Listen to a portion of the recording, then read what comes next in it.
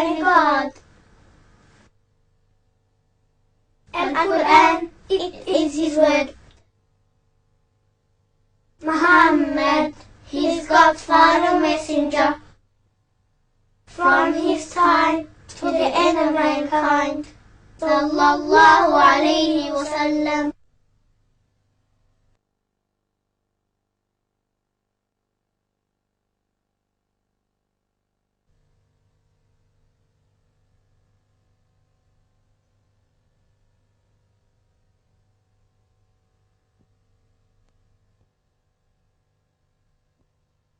بسم الله الرحمن الرحيم قل أعوذ برب الناس ملك الناس إله الناس من شر الوسواس الخناس الذي يوسوس في صدور الناس من الجنة والناس.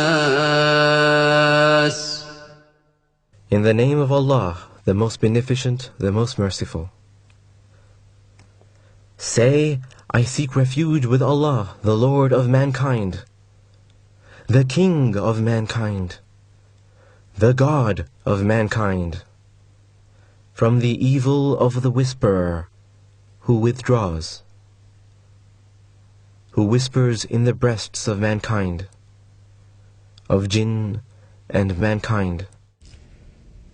Alhamdulillahi Rabbil Alameen, wassalatu wassalam ala Rasulil Kareem, wa ala alihi wa ashabihi, wa man istanna bi sunnati ila yawmiddin. All praise is due to Allah, and may Allah's peace and blessings be on the last Prophet Muhammad sallallahu alayhi wa sallam, and on all those who follow the path of righteousness until the last day. As Brother Samir has introduced the topic this evening, in keeping with the series of topics that we have taken so far, basically following the pillars of Iman, the pillars of faith, we'll be covering the world of the angels and the Jinn, as this is a topic which is often neglected when Islam is being presented, its system of beliefs are being presented. It tends to be glossed over, and as such, people tend to rely on folklore, myths, and misunderstandings as their source of knowledge in this area. First, the world of the angels. And it is a part of Islamic faith, as we said, to believe in the angels. And what this means fundamentally is belief in their existence. And whatever Allah has revealed in the Quran, the scripture, and the Prophet, may God's peace and blessing be upon him, has clarified to us about them with regards to their names, their attributes, and their roles. This is the basic belief that Muslims are obliged to accept. And for those who would question, because as we go in to look at the world of the angels and we see that they have such an intricate role within our own world, why did Allah need to have angels do the things that they have been assigned to do? We may as well ask, why did Allah have the force of gravity governing certain bodies in this life, or other forces or laws of thermodynamics or biochemical principles? Why did Allah have these things? Because surely Allah could have others. There could be other principles or other laws governing different aspects of nature. Similarly, if Allah had wished, He could have had other creatures or other principles governing the things that we now know as those governed by angels. However, Allah chose to have the force of gravity, and He chose to have angels. And that's the bottom line. He knows what is best, and what He has created is the best that could be created. He informed us about the world of the angels, though we would not be able to discover this world through our own scientific means, etc. He informed us about this world for a particular reason. And when we look at the relationship between the world of the angels and the human world, we can see what is the wisdom behind us knowing about the world of the angels. First and foremost, we should understand that the angels are created from light. This is not stated in the Quran, this is stated in the Sunnah. In Sahih Muslim, Aisha, the daughter of Abu Bakr and the third wife of the Prophet Muhammad ﷺ, said that Prophet Muhammad ﷺ had said, the angels were created from light, the Jinn from fire, and Adam from what has already been described to us. So the angels and the Jinn represent two separate beings from the spiritual world.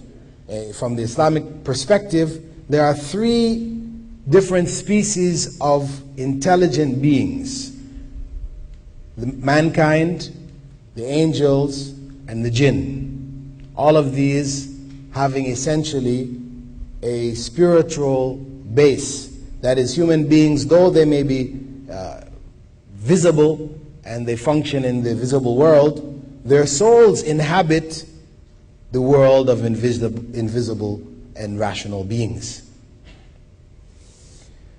Now,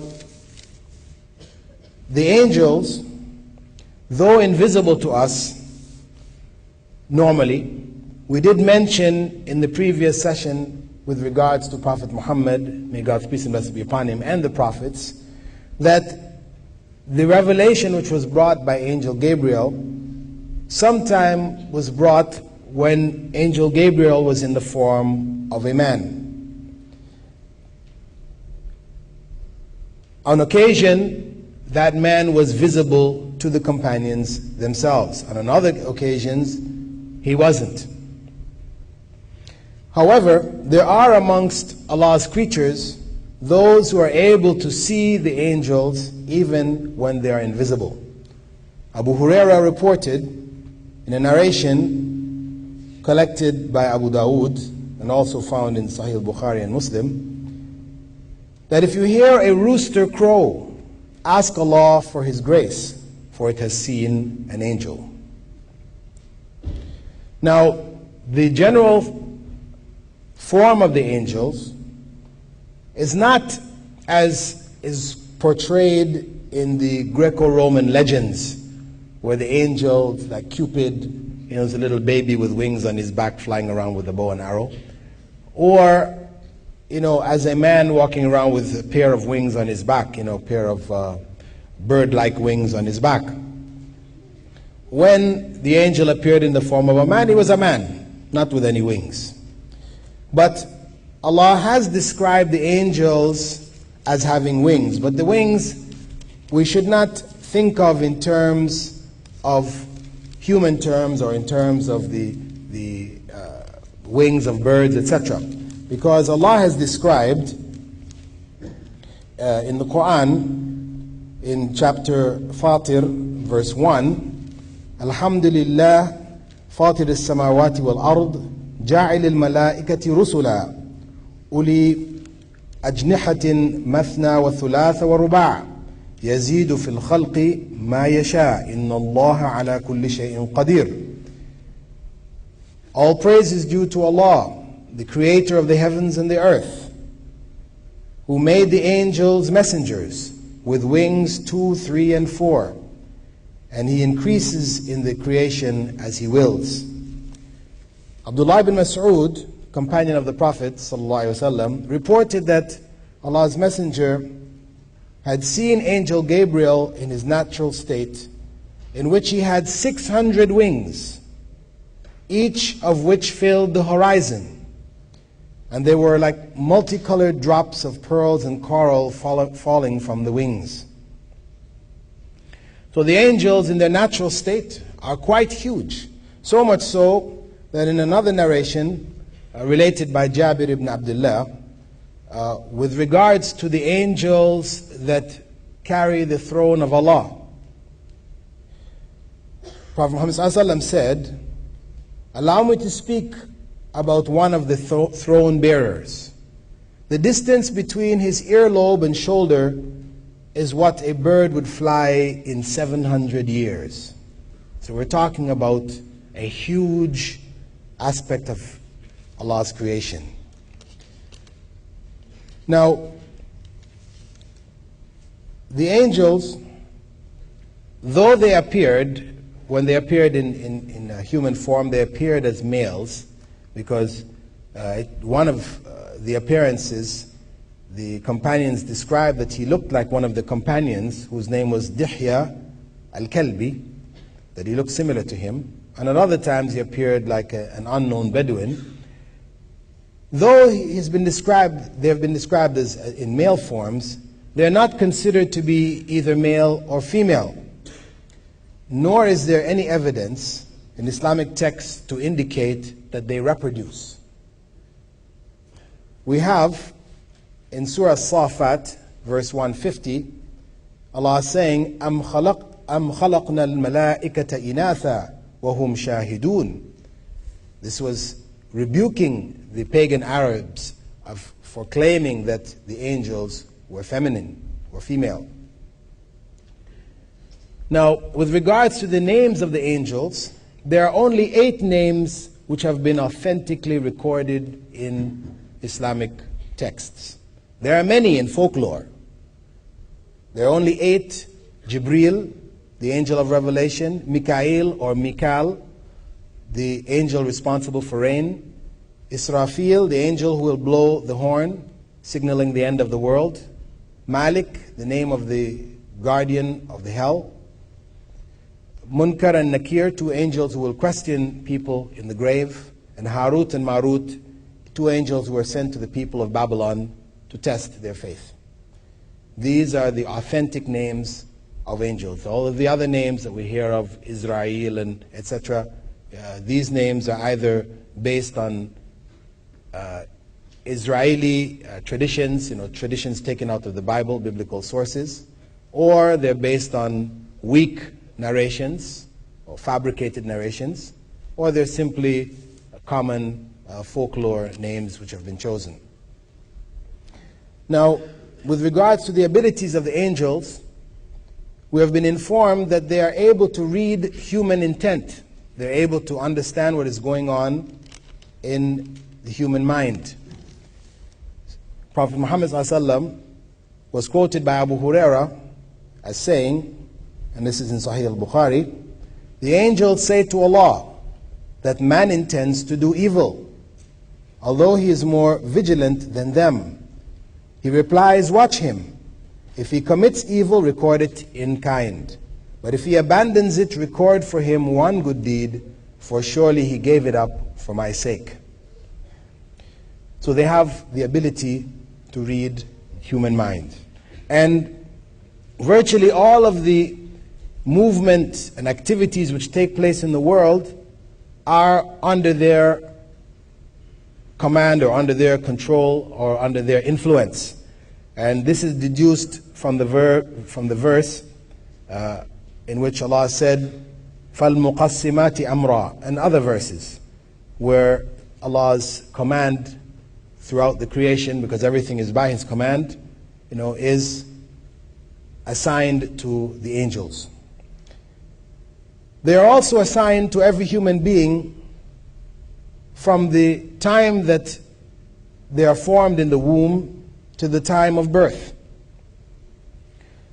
Prophet Muhammad ﷺ was quoted by Anas ibn Malik as saying, "Allah the Exalted and Glorious has appointed an angel as the caretaker of the womb that says, 'My Lord, it is like an oily drop. My Lord, it is now like a leech. My Lord, it has become like a clump of chewed flesh. Then if Allah wishes to complete its creation, the angel will ask, My Lord, will it be male or female? Furthermore,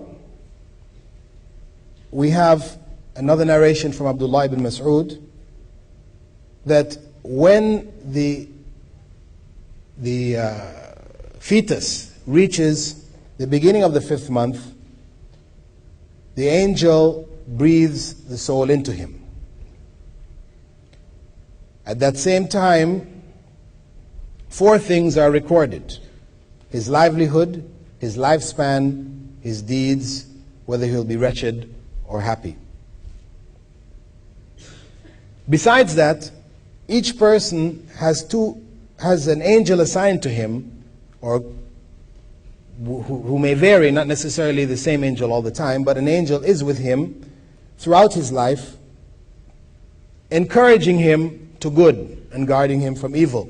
This is part of that consciousness that we spoke of earlier in terms of the human being having a consciousness of good and evil. And we'll look at the evil side when we come to the world of the Jinn. Prophet Muhammad ﷺ said, every one of you has been assigned a companion among the Jinn and one from the angels. So these angels who are with us encourage us to good, put good suggestions in our minds, and counteract the evil suggestions which would come from the evil source of the Jinn. There are also 2 angels who are assigned to recording deeds. These are the ones most people know about. We can find in Surah Al-Infitar, verses 10 and 11, وَإِنَّا عَلَيْكُمْ لَحَافِظِينَ كِرَامًا كَاتِبِينَ, that verily there is assigned to you protectors or guardians who are noble and who record your deeds. Outside of this, we have angels throughout our lifespan, what takes place in our life. These angels who are with us recording are constantly with us. The angels which are assigned as a support to us, which are giving us good thoughts, at some times this angel may leave us. And this is what is referred to when Prophet Muhammad ﷺ said that angels do not enter a house in which there is a dog or pictures or statues of living beings. Because the angels that are recording angels will not leave you at any time. So we shouldn't think, as some people might ignorantly feel, that they can avoid their record being taking place, deeds being recorded if they keep a dog with them all the time, At any case, with regards to a person dying, an angel is also assigned to take the soul at the time of death. And when the person dies, that soul is passed over to angels in the next life. And the angels who receive that soul take the soul on a particular journey, which we will look at when we come to the series of lecture, the lecture on the Judgment Day. But it's enough to know that the angel takes our soul in the next life, takes it through a journey, then 2 other angels will come back to it whilst it's in the grave, in that state of the grave, and question it concerning its Lord, the Prophet who was sent to it, and its religion. And that basically summarizes the basic information that has been revealed to us concerning the angels. And the significance of knowledge of the world of the angels is basically for human beings to know that all of their deeds are being recorded. Their thoughts are being monitored. This would help them to reflect before acting, because it is through acting hastily that we fall into sin. Prophet Muhammad ﷺ had said that ta'anni min Allah wa la ajala min ash-shaytan, that deliberate, careful action is from Allah and haste is from Satan.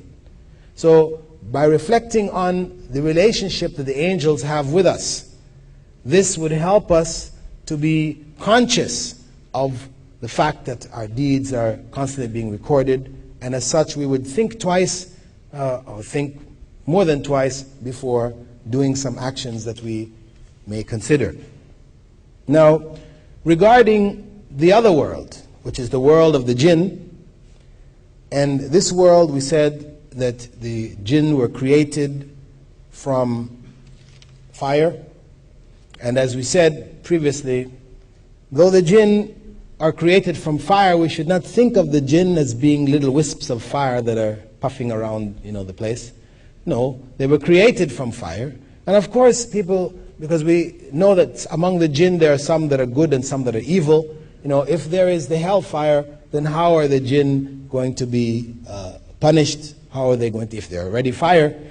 This is why we have to realize that though they were created originally from fire, as we human beings were originally created from clay, and we said we do not think of ourselves as being clumps of clay walking around, we don't think of the Jinn in terms of the origin from which they were created. Though they were originally created from fire, they're no longer fire. And as we can be harmed by the earth from which we are created, you can take a piece of clay, harden it, make a brick out of it, and kill somebody with it. Though people were made from clay. Similarly, the fire can still be a source of punishment, and is a source of punishment for the Jinn who are evil, even though they were originally created from fire. Now, the Jinn were created on the earth before human beings. Allah mentioned this, وَالْجَانَّ خَلَقْنَاهُ مِنْ قَبْلِ مِنْ نَارِ السَّمُومِ. And I created the Jinn before that from a fiery wind, in reference to the creation of man and the Jinn. And from the narrations from Prophet Muhammad ﷺ, we know that they had populated the earth and corruption had begun amongst them.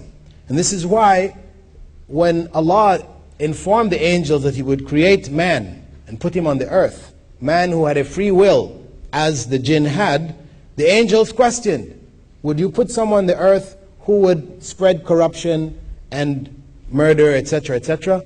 This was based on what they had observed of the Jinn, whereas Allah told them that He knew what they didn't know. The Jinn are divided into three basic types with regards to their modes of existence. Prophet Muhammad ﷺ had said there are three types of Jinn. One type which flies around in the air all the time, which can move within our world and outside of our world.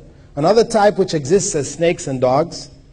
And an earthbound type which resides in one place or wanders about when it attaches itself to people or objects. With regards to faith, as we mentioned, the Jinn come in two categories as human beings, either believers or disbelievers.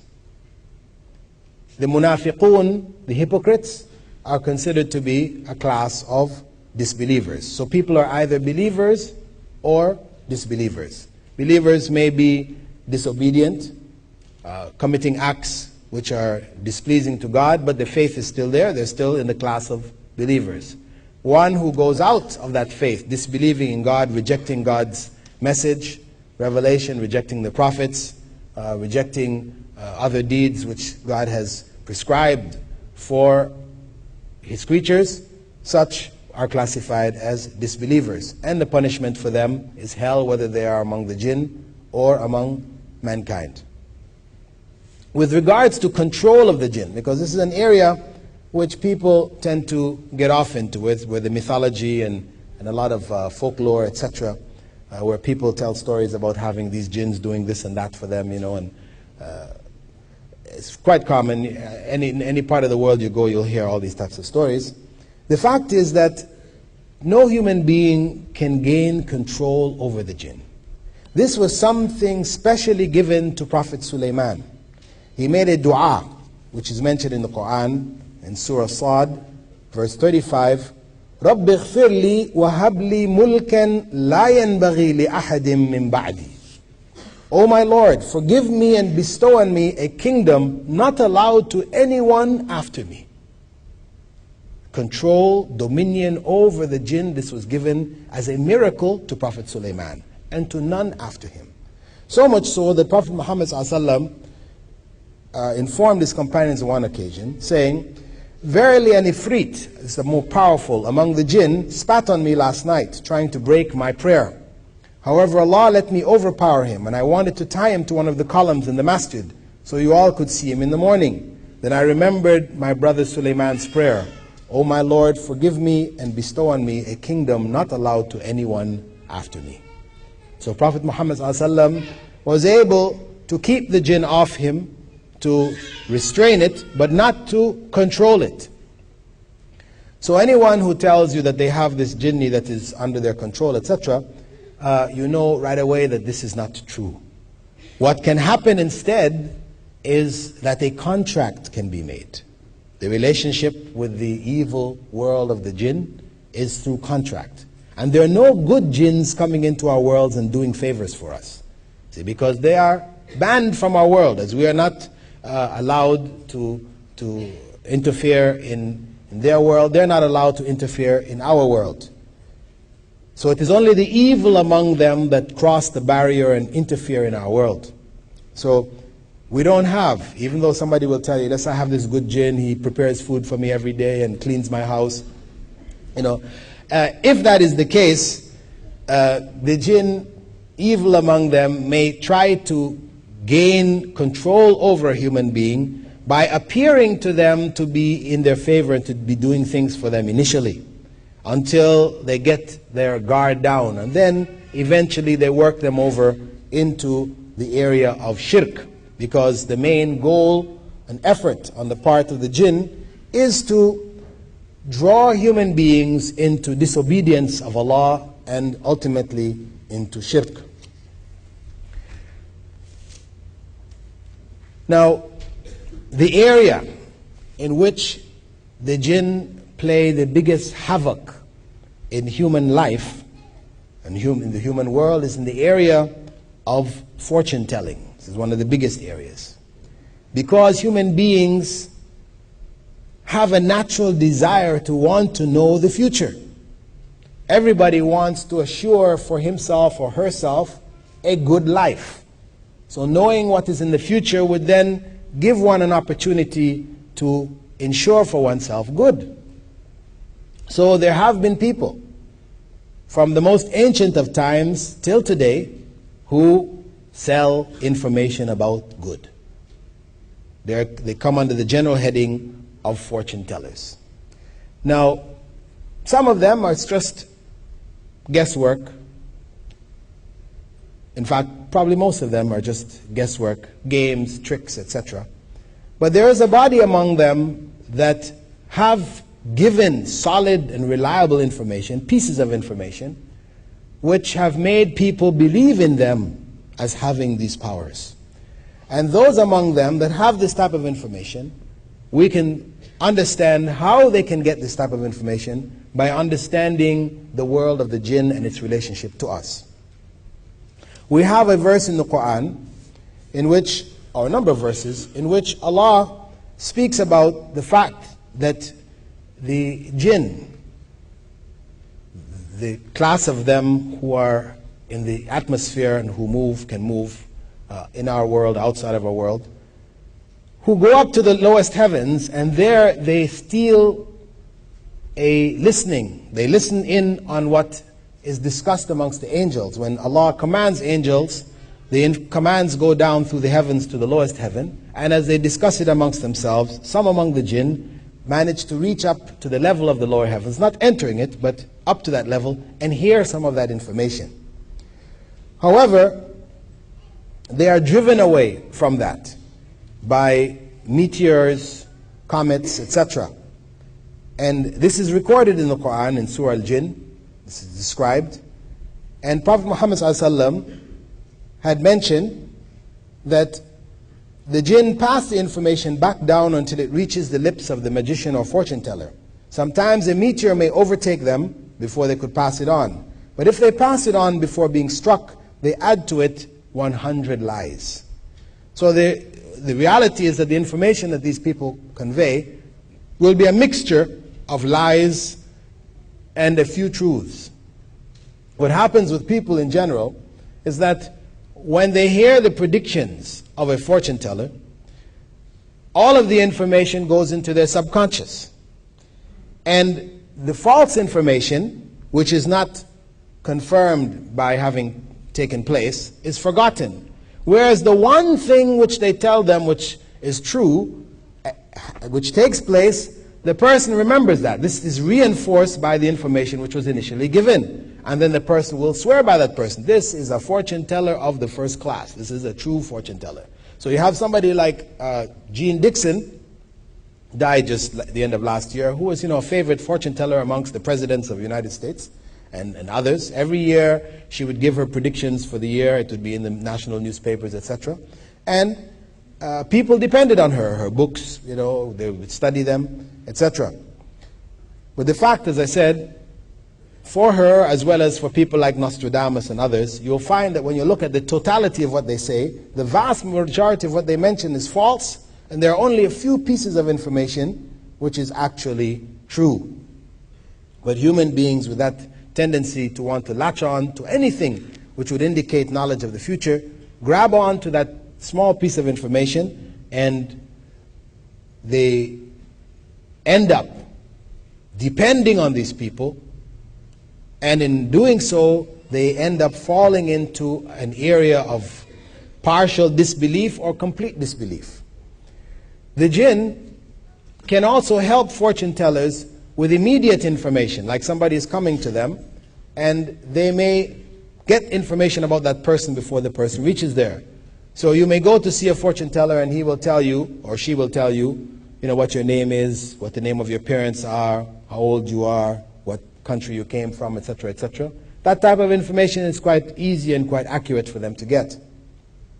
Also, they can give information about things which are over distances, because we know the jinn are able to travel over the earth over huge distances in short spaces of time. We know in the Quran, in Surah Naml, with regards to the Queen of Sheba, when she was coming, Prophet Sulaiman asked one of the jinn to go and get her throne. And he said that he would get it for him before he even got up from the place where he was sitting.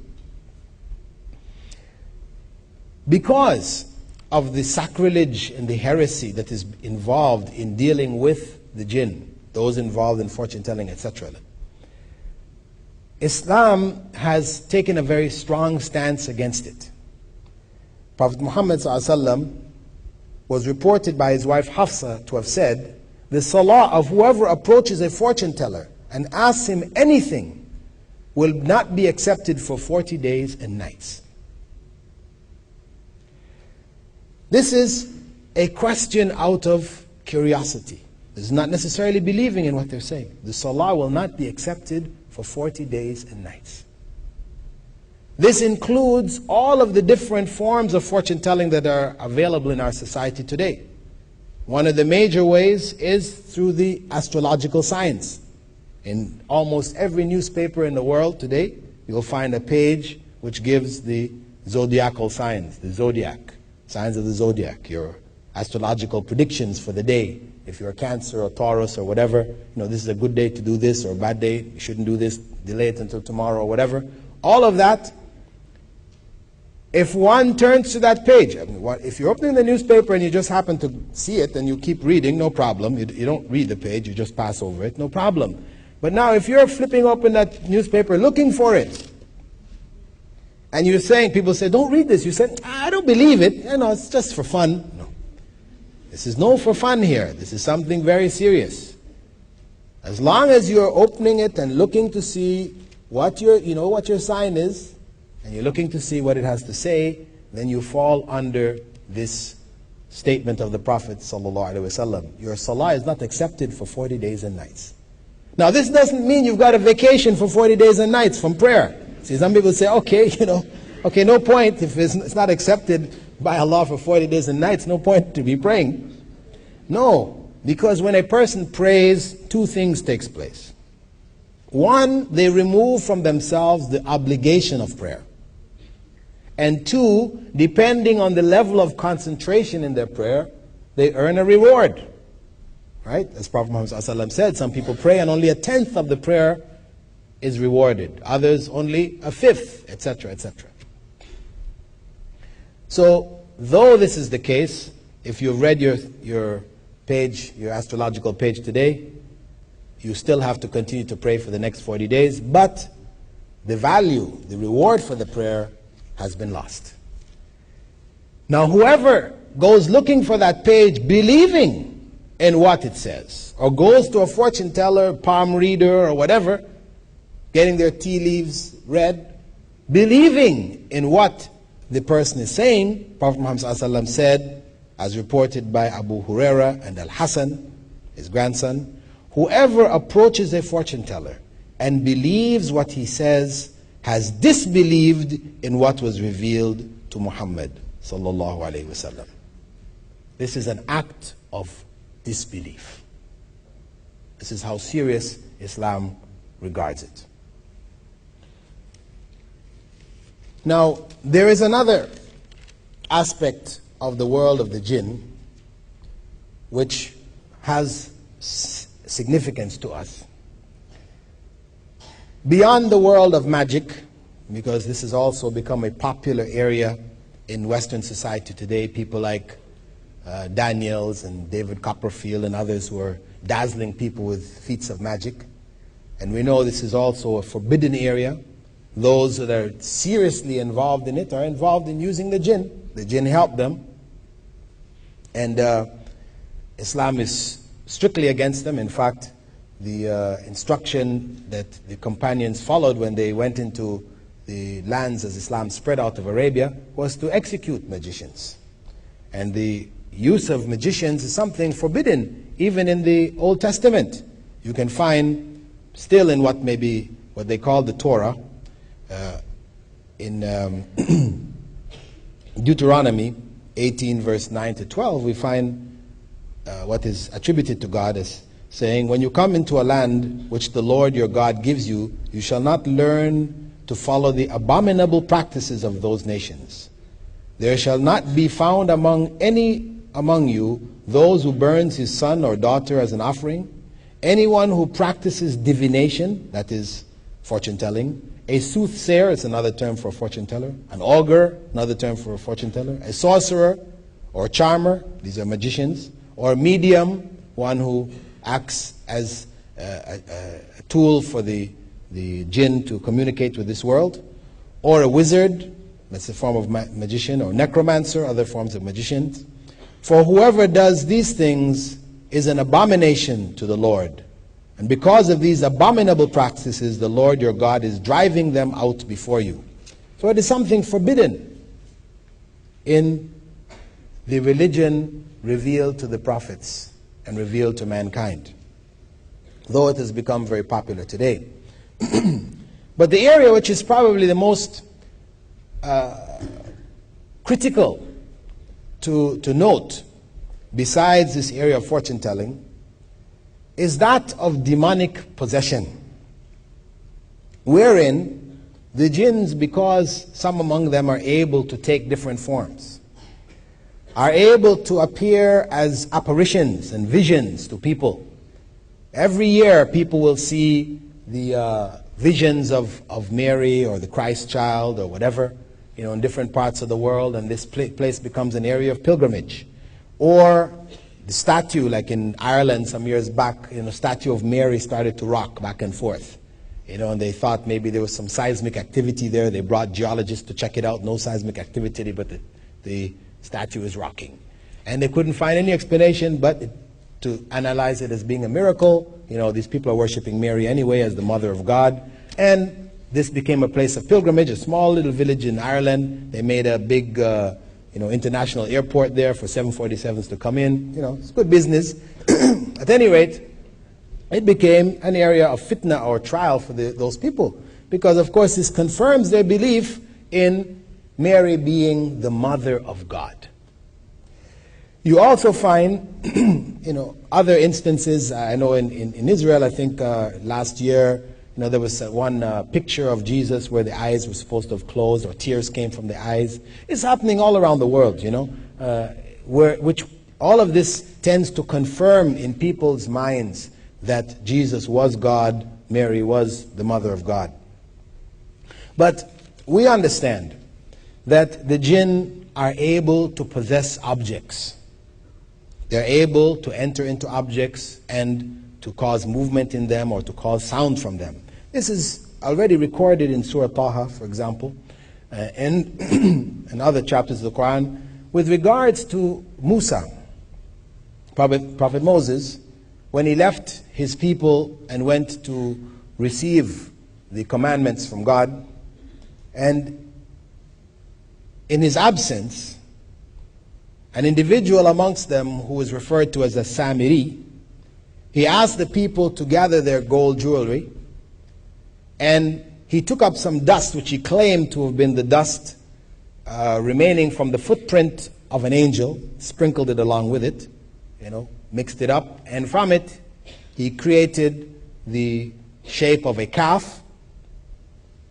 And as Allah says in the Quran with regards to him, فَأَخْرَجَ لَهُمْ عِجْلًا جَسَدًا لَهُ خُوَارٍ.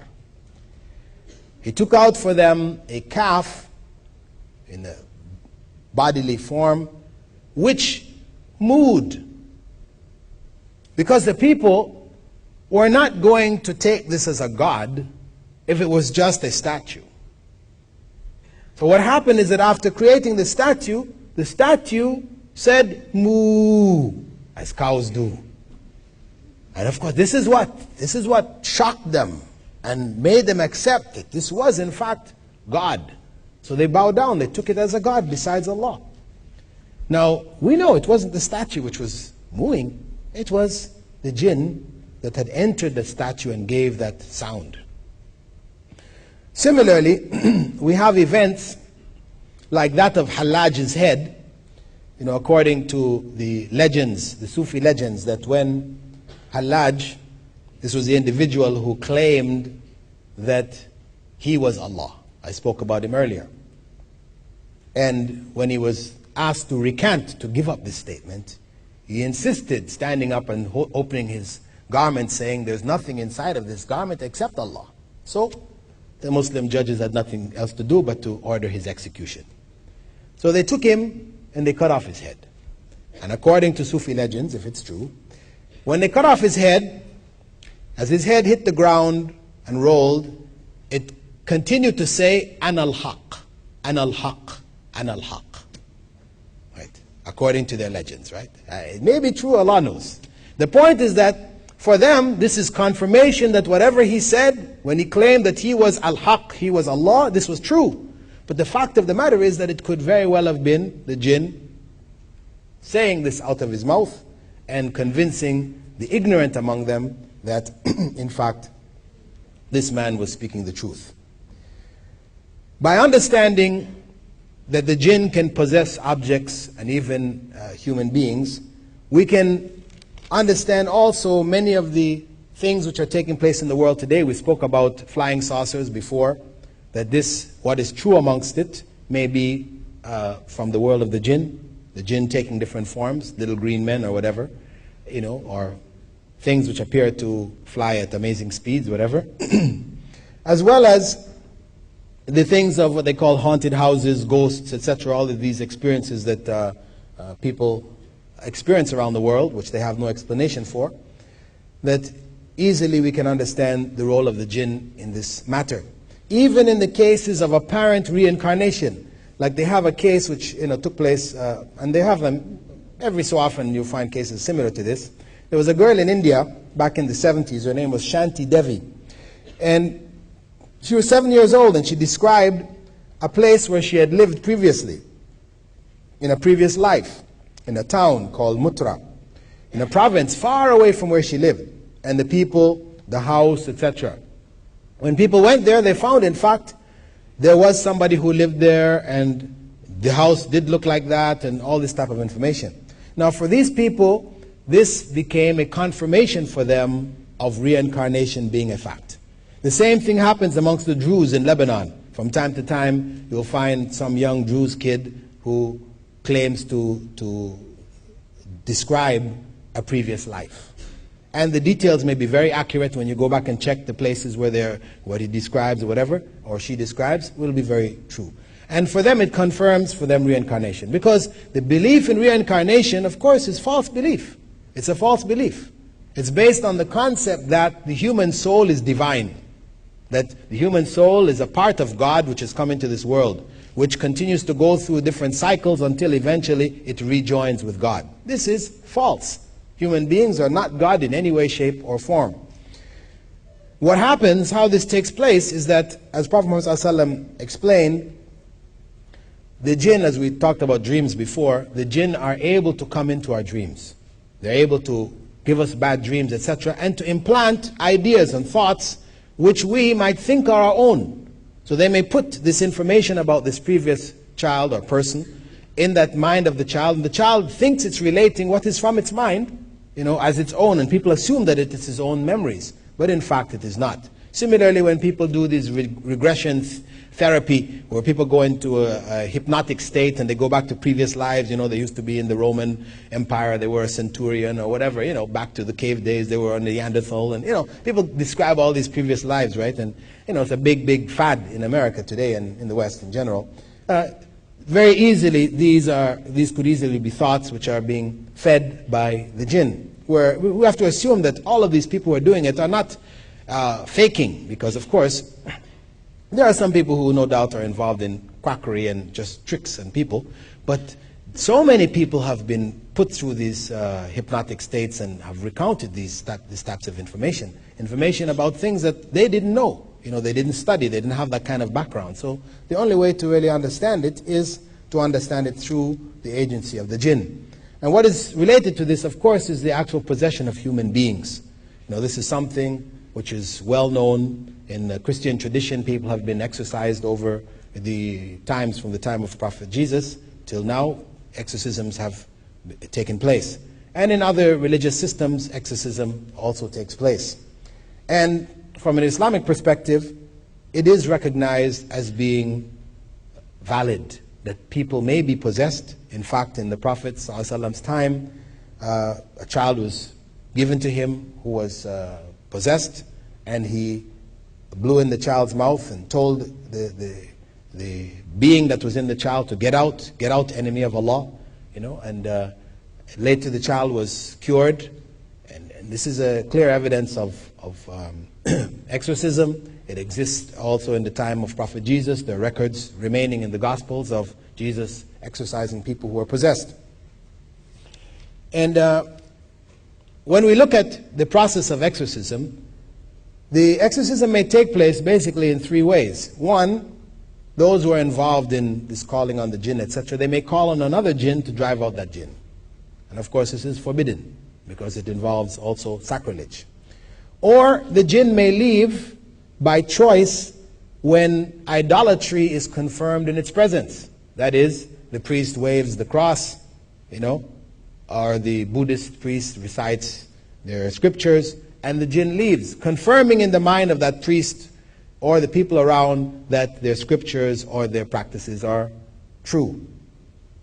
The third and only acceptable way, of course, and that way includes people who may call on the jinn to leave in the name of Muhammad sallallahu alaihi wasallam, or the name of saints, and people are cured. This is because shirk has taken place in their presence. But the only acceptable way is according to the Islamic way, which is the recitation of the Quran or different prayers seeking refuge in Allah, which have been taught to us by Prophet Muhammad sallallahu alaihi wasallam. Now, if we look at knowledge about the world of the jinn, Prophet Muhammad ﷺ explained to us so much information. Allah has revealed so much in the Quran about it. Even a chapter of the Quran is referred to as the chapter of the jinn.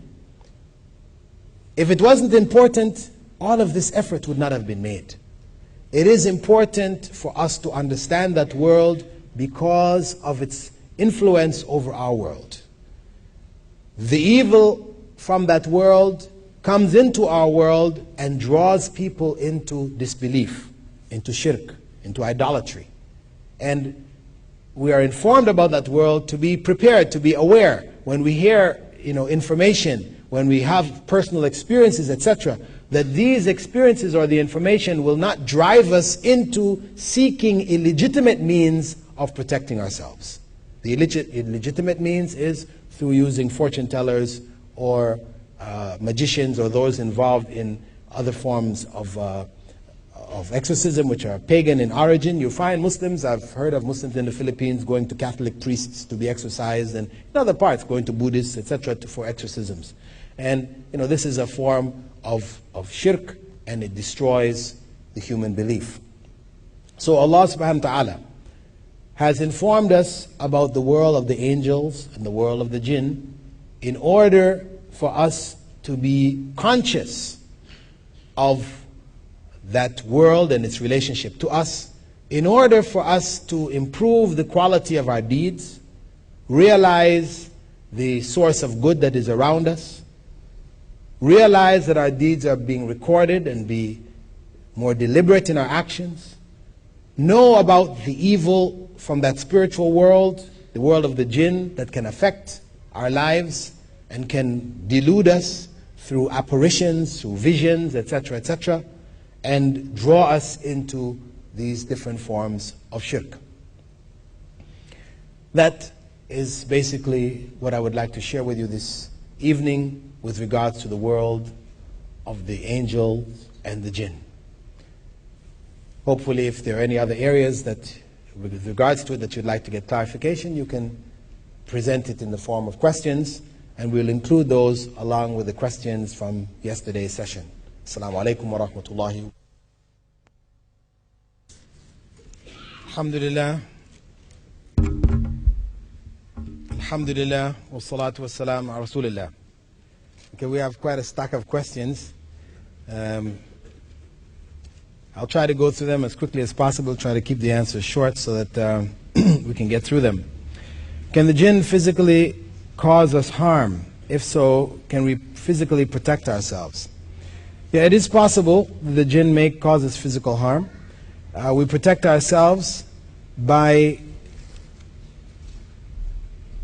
living Islamic lives, by doing what God has commanded us, by using the various prayers which the Prophet had taught us, sallallahu alaihi wasallam, to protect ourselves. And these things may go away. And if they don't, if one is patient with whatever harm that may come to one, physical harm that may come to one by way of the jinn, then Allah rewards that person. We have the case of a woman who used to clean the masjid of the Prophet ﷺ, and she used to be overcome from time to time by the jinn. And she asked the Prophet ﷺ to pray to Allah to remove it from her. And he said, I can pray to Allah and remove it from you, or you can be patient with it and your reward will be paradise. So she chose to be patient with it, but she asked Prophet Muhammad ﷺ that whenever she's overcome, that she wouldn't, she used to tear at her clothes and expose herself. So she asked that not take place. So he prayed to protect her from that.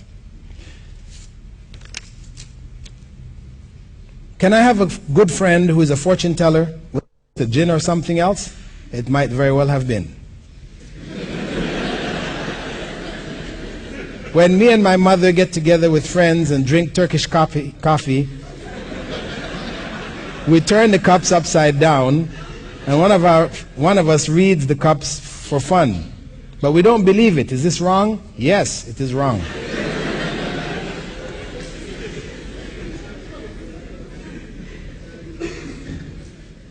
Does magic have something to do with the jinn? Yes, the effects of magic are through the agency of the jinn. Do humans become angels when they die? No. Can we keep a dog in the house for the purpose of protection? If a dog enters the house, do we need to wash it for the acceptance of prayers? Well, the dog which is kept just for a friend, as is common in some societies where the dog becomes man's best friend. People make clothing for the dogs, even shoes. People die and they leave all their inheritance to dogs. And they have children and they don't even leave anything for them. I mean, this kind of approach to the dogs is prohibited in Islam. A dog may be kept for protection purposes, a guard dog, or a dog which is used for herding sheep, or a hunting dog. These are the basic types of dogs which may be kept. But the dog is kept in its place. I mean, you don't take the dog to bed with you. You know, he sleeps in the bed along with you, kissing you in the morning when you get up. You know, this whole type of approach to the dog is not acceptable Islamically. As long as he's kept in his place, he has a kennel, a little spot where he stays, then it's not necessary to clean the home or clean him. I mean, the dog, of course, should be cleaned regularly anyway, but it's not a requirement for prayers to be accepted in the home. And one thing to note about dogs is that sometimes, you know, unfortunately, because, you know, Islam teaches us that if a dog licks or drinks from the vessel which we have eaten or which we are drinking from, that we should pour out the contents, let the dog finish eating it, and clean that vessel, you know, 7 times. One of the times we clean it with clean earth. This is the mode for cleaning vessels which have been, which the saliva of the dog has come in contact with. This is specifically for vessels for eating. This is how we clean it.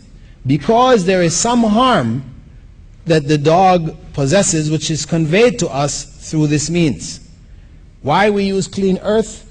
Any biochemist can tell you that the vast majority of antibiotics are taken from earth sources, from the earth. You know, people who work for the big chemical labs in Europe, when they go home to different parts of the world, they are asked to gather portions of earth from their different parts and brought back, because this is where antibiotics come from. Penicillin is coming from dust, the dust in the air.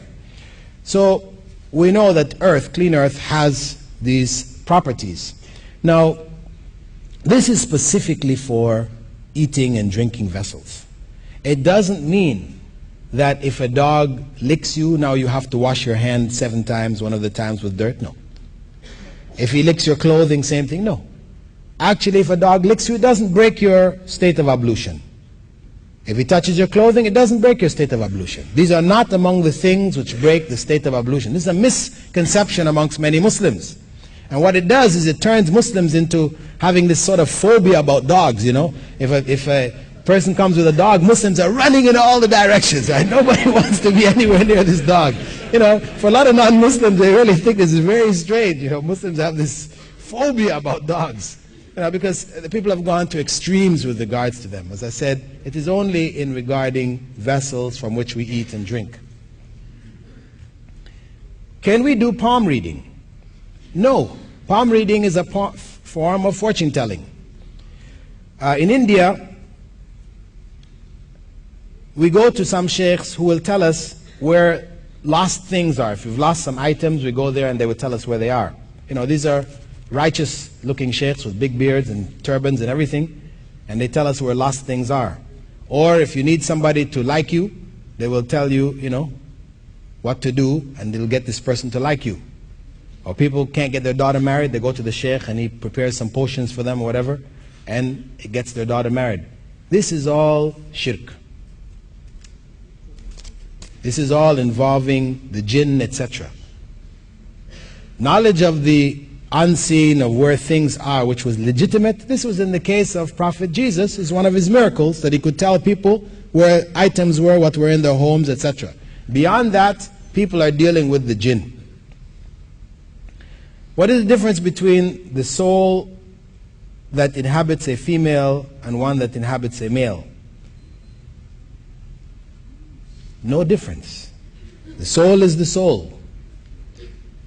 The female, male, this is an external difference. If a jinn possesses me and can force me to do certain actions against my will, am I then responsible? No. But this doesn't mean people can run around and saying a jinni made me do this, a jinn made me do that. You know, this is that this before Allah, right? Before God, if a person, you know, is possessed and they did certain acts, then they're excused. And this is a very important part in terms of Islamic law, where you have a state which is referred to as temporary insanity in Western law, right?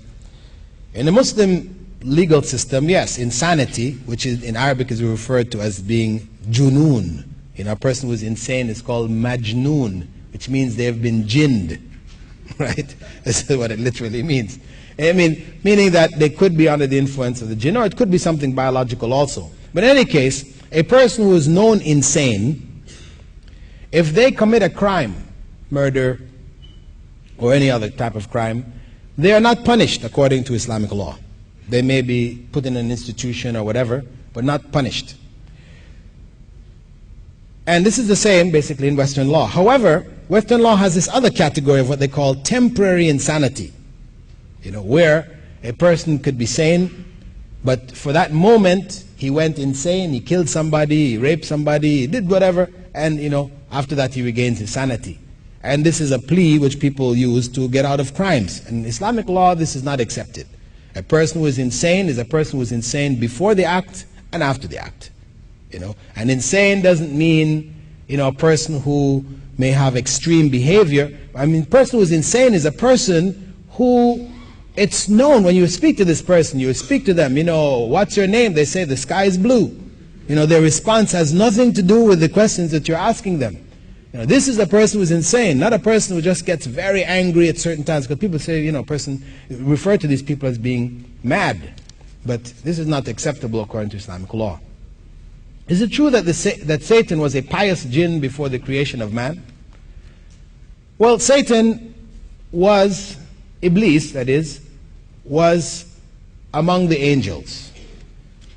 It is assumed that for him to have reached that elevated state was due to his obedience or due to certain knowledge which he had. And through his disobedience, he lost that status and became cursed eternally. Why do jinns enter pictures? Also, does this extend to mirrors? Are our reflections in the mirror jinn inhabited? Well, if you ever look in a mirror and see it doing things that you're not doing, then you can believe it. What we said before about the jinn, entering pictures or things like this is to create in the minds of people, that these pictures have special truth to them, or special holy nature or holy qualities, etc. Like as I spoke about the picture where the eyes closed or tears came from it, etc. If there are good jinns, would they have in their world meetings, lectures, etc., like we practicing Muslims do? Yes, why not? And also, of course, the Quran refers to gatherings of the jinns, reading the Quran, etc. So we know that they do actually. In relation to people being possessed, how can we tell if one is? Well, there are, signs which have to do with changes in people's character. It may involve changes in their voice patterns, certain times. They may take on very, filthy type habits. It's generally speaking, it's somebody who goes right out of character. They seem to have taken on another personality altogether. In the West, you have a category of what they call multiple personalities, which are one of the examples of jinn possession. What do jinns look like? And what would they look like in the hereafter? Well, Allah knows. The jinn, we don't have any definition of them, what they look like in their normal state, that is, when they don't take on human form or some other forms in our world. I know that people have in the folklore that they have eyes like cats, they have feet like goats and tails and all kinds of stuff, but this is not authentic information.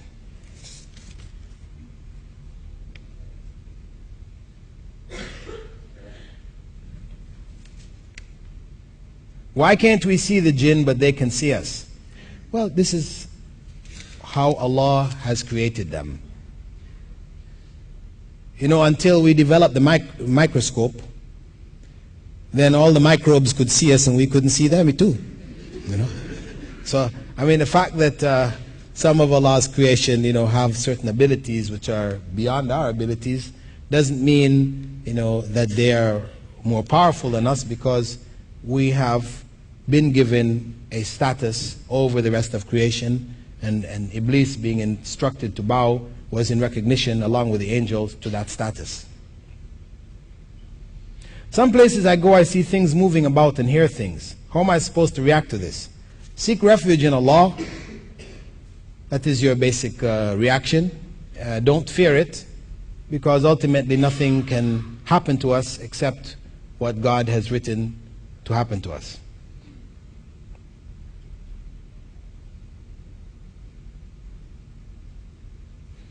In the Quran it mentions the speed of angels as they travel in one day, which is equivalent to 50,000 years of ours. Please explain.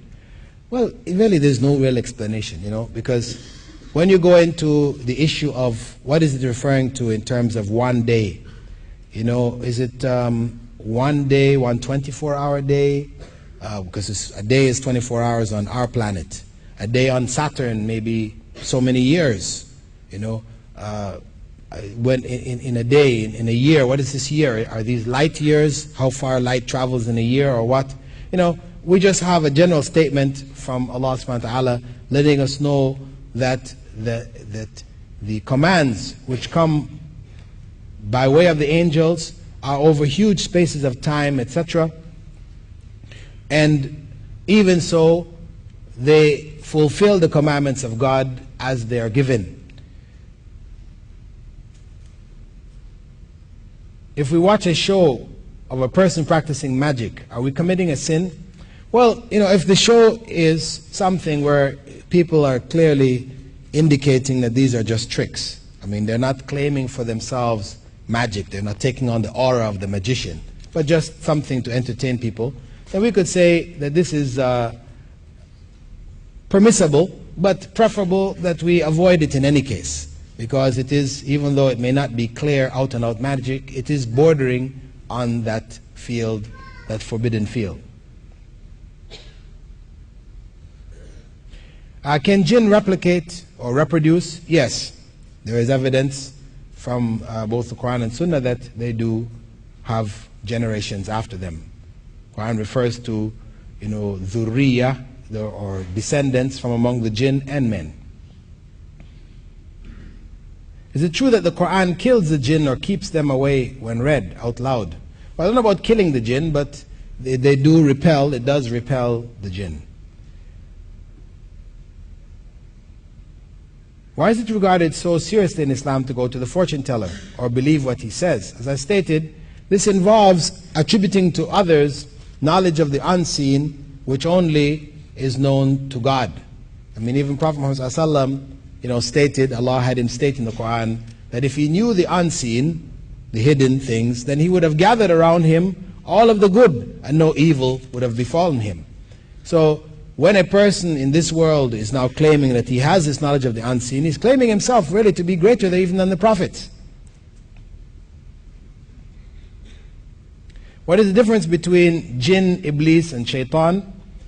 Well, the jinn represents that other creation, created from a fiery origin. Iblis is the name of that main individual amongst the jinn who was cursed by Allah. And shaitan is a name, Satan is a name which may be applicable to both jinns and men, because Allah refers to shayateen al-insi wal jinn, that there are devils amongst both humankind and the jinn. They represent the evil among the jinn, or evil among mankind.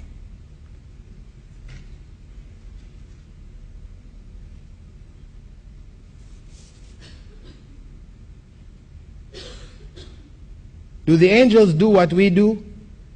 Well, if it means going to the bathroom, I don't think they do. But, you know, do what we do, they do whatever Allah commands them, as Allah says in the Quran, وَيَفْعَلُونَ مَا يُؤْمَرُونَ. They do whatever they are commanded to do. They don't have a free will. The only beings that have free will are the jinn, the world of the jinn, and human beings. How does a person stop a jinn communicating with them? By reciting the Quran, by protecting themselves, by removing things which would attract evil from their homes, from around themselves, by using the different du'as which the Prophet Muhammad ﷺ, the supplications which he gave us when we go to our homes, when we leave our homes, when we go in the bathroom, when we put on our clothes, etc., etc.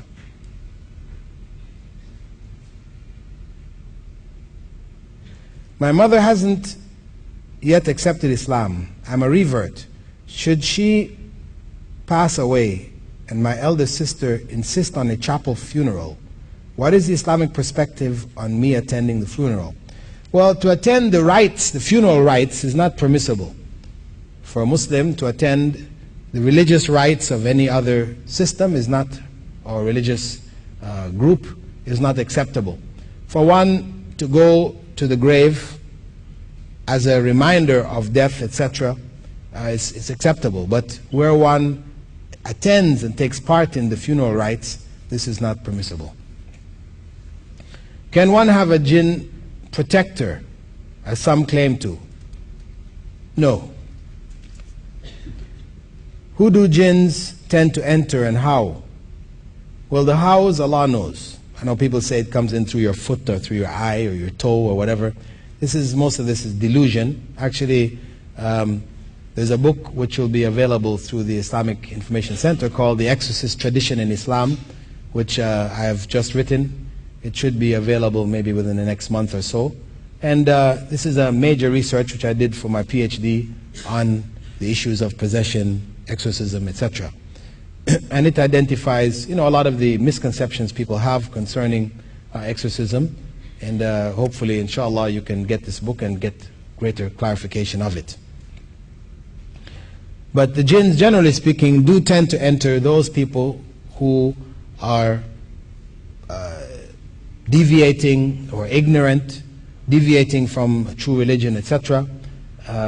They do, of course, sometimes affect people who are true believers. They can affect them as part of the tests of this life. Does Iblis still exist? Is he alive? Yes. Is it true that his kingdom is located in Bermuda, the Bermuda Triangle? No. We can't say this. This is fiction. Is it true to say that humans were created as a sign for the angels? No. That is a sign to know that Allah knows everything, and to worship Allah is a duty given to them when they were created? No, we can't say this. Is a UFO a kind of jinn operation? Possibly. We spoke about.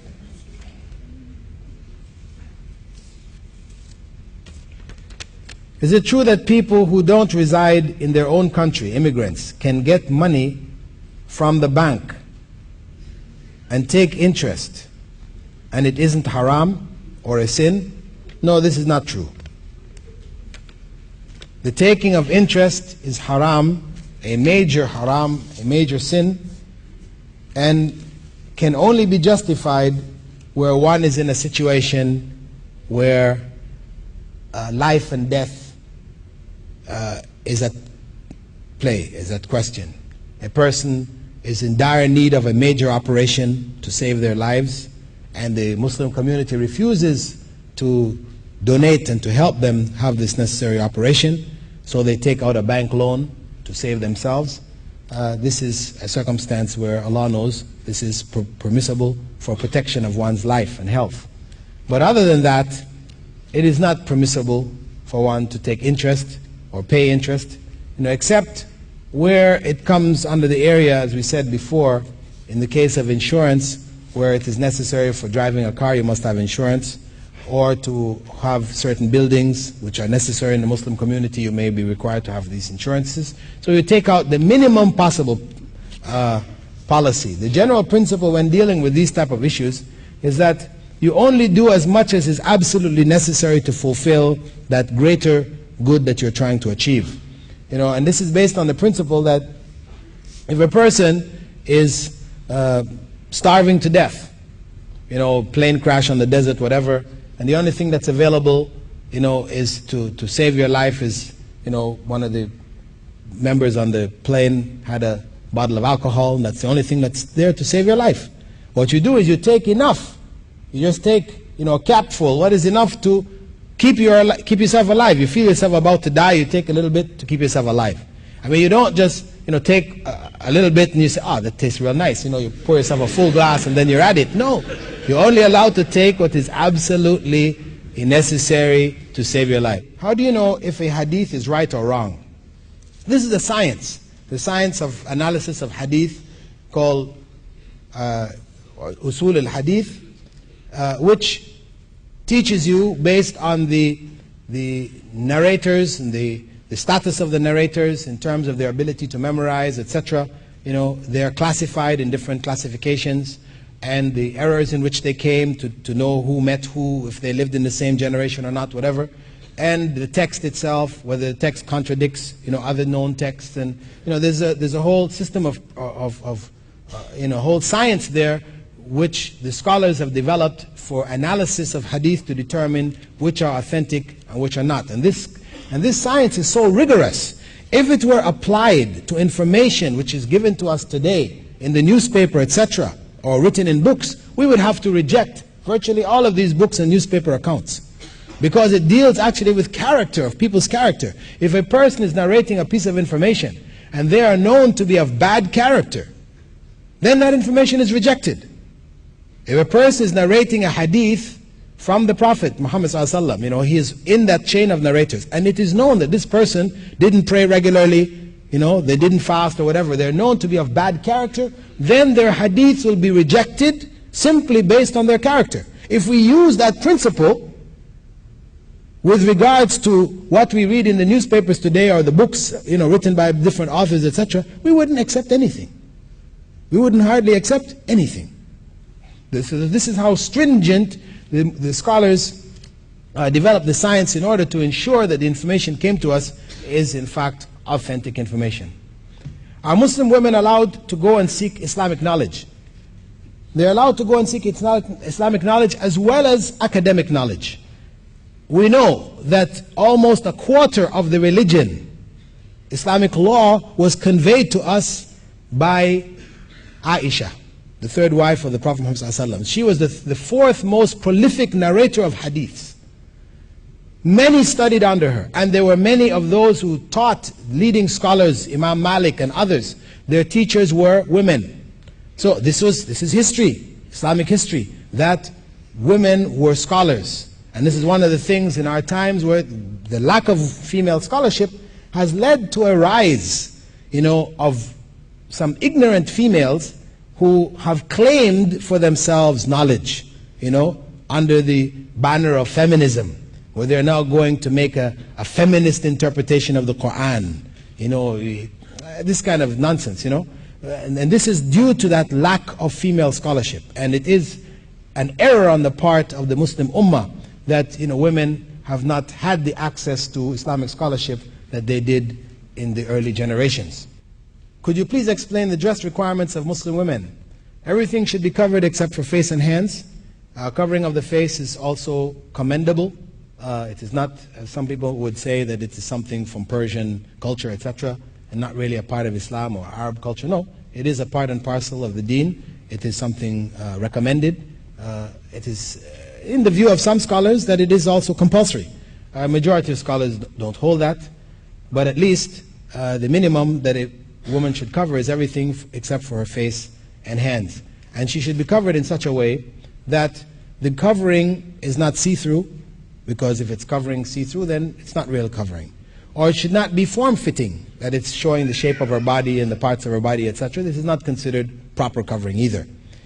It should be loose, wide, and should not be, especially when she's out of her home in the presence of others, it should not be attractive in and of itself like a dress.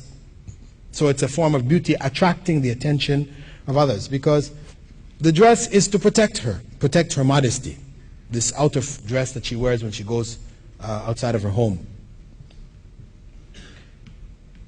Many habits nowadays are not included in the Quran. For example, smoking. How do we assure or ascertain whether they're halal or haram?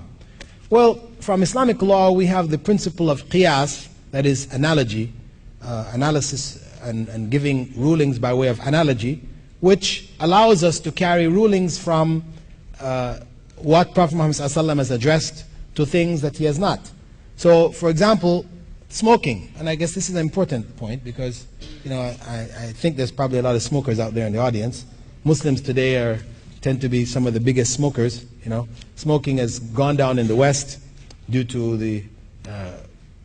them being forced to put on the packets that it's dangerous to health, and you know, many campaigns against smoking.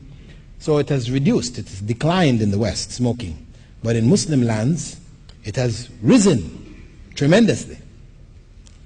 The fact of the matter is that the argument used by most people, it's makruh, disliked. This is an Islamic ruling, makruh, meaning disliked. Meaning, if you didn't do it, you would be rewarded by Allah. But if you did it, there's no sin on you. Now, this ruling of makruh was made about 500 years ago, when tobacco first came to the Muslim world. It came to the Ottoman Empire, right? And people started using it. In fact, it was the Ottomans who developed cigarettes. The paper cigarette, rolling it, the Ottomans, Muslims developed it. Didn't know that, did you? Because before that, people smoked in pipes. Yeah? At any rate, the scholars in Turkey and elsewhere had to analyze this and give a ruling on it. And their ruling was that it was makruh based on the effects that they could observe. They found that the main harm when a person smoked cigarettes is that it produced a bad breath. We know the smoker's breath. They have all kinds of things you can buy, sprays, etc. for people who smoke. Bad breath. So they looked back in the Sharia to see, in what was revealed law, to see what was the ruling on things which cause bad breath. And we know Prophet Muhammad ﷺ had said that whoever eats raw onion and garlic should not come to our masjids.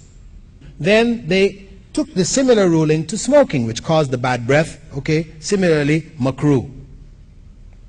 However, since the 15th century, we have had changes in our knowledge concerning smoking.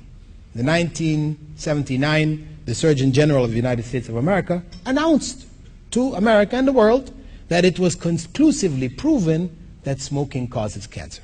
Now, this has been something which had been debated for some 20 years before that. They were analyzing the results, and you had doctors saying, yes, smoking is causing cancer. We can see the evidence, statistical evidence, etc. And then the doctors who were paid by the tobacco companies, they were saying, no, it's not really, these statistics are questionable, and so and so.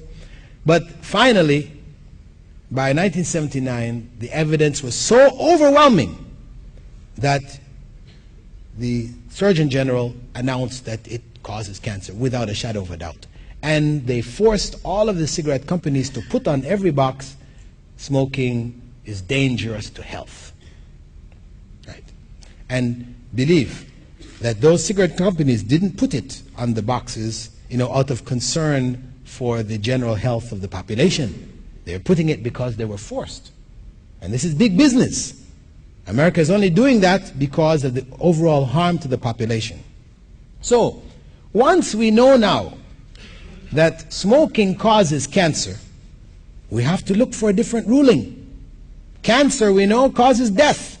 People die from cancer.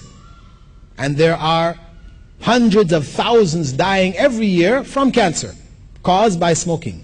And the ruling in Islamic law in this regard is haram.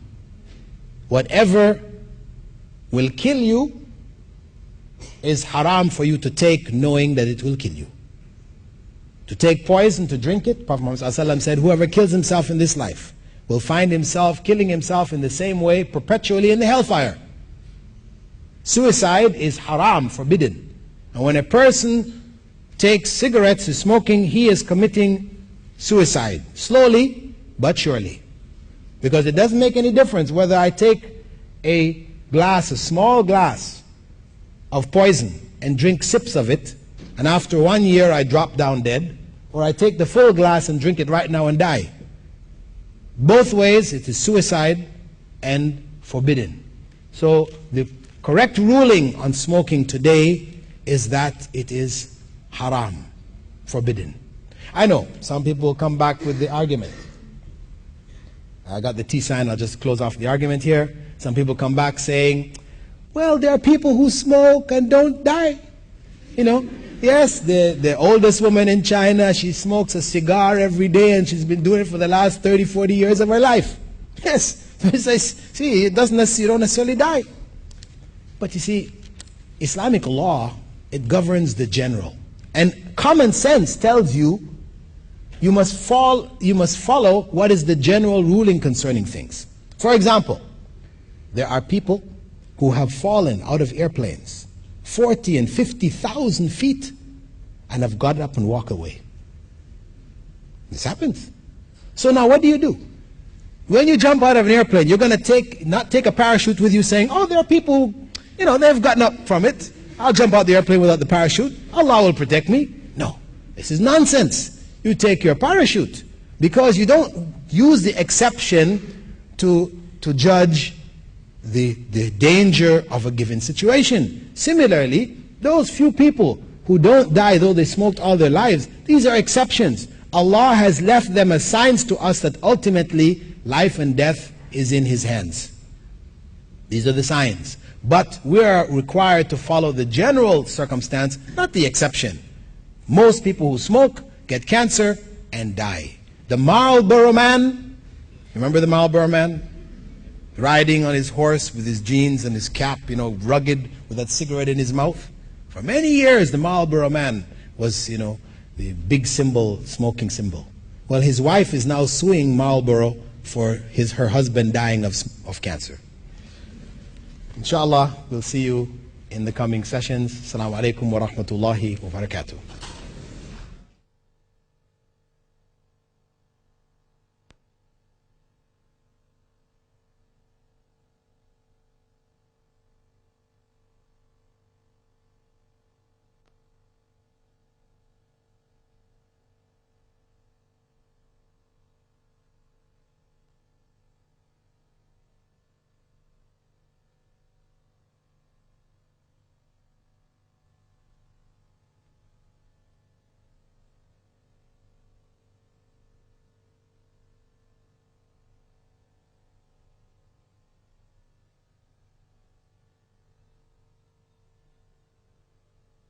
بسم الله الرحمن الرحيم